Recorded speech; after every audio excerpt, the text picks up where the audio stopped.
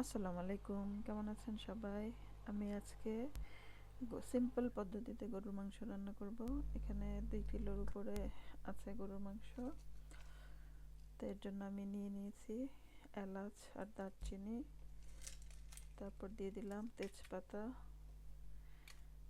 আর এখানে দিয়ে দিব আমি 2টা বড় পেঁয়াজ কেটে রেখেছিলাম।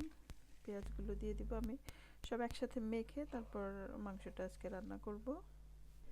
এখানে দিয়ে দিলাম 4-5টা কাঁচামরিচ, 1 চামচ হলুদের গুঁড়া, 1 চামচ মরিচের গুঁড়া, 2 চামচ ধনিয়া গুঁড়া, 1 চামচ জিরা পাউডার।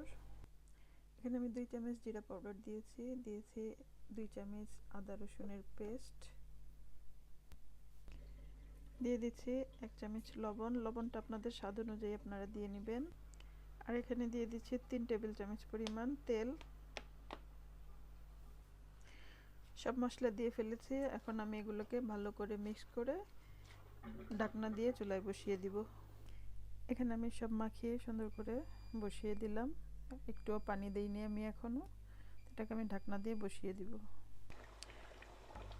আমার মাংসটা এখানে রান্না হয়ে গিয়েছে। এখানে আমি 1 মগ পানি দিয়েছিলাম একটু মাংসটা সিদ্ধ হওয়ার জন্য। তো আমি এটাকে আর শুকাবো না, এটাকে আমি নামিয়ে নিব। আমি এখানে আলু পরোটা বানিয়েছি। আলু পরোটা দিয়ে মাংসের ঝোলটা খাবো আমি। হয়ে গেল আমার সিম্পল পদ্ধতিতে গরুর মাংস ভুনা।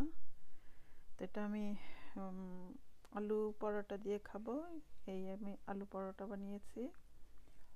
এখানে এই আলু পরোটা বানিয়েছি। তো আপনারা এটা ভাতের সাথে বা খিচুড়ি পোলাও সব কিছুর সাথে খেতে পারেন। আশা করি ভালো লাগবে সবার। তো ভালো থাকবেন সবাই। আল্লাহ হাফেজ।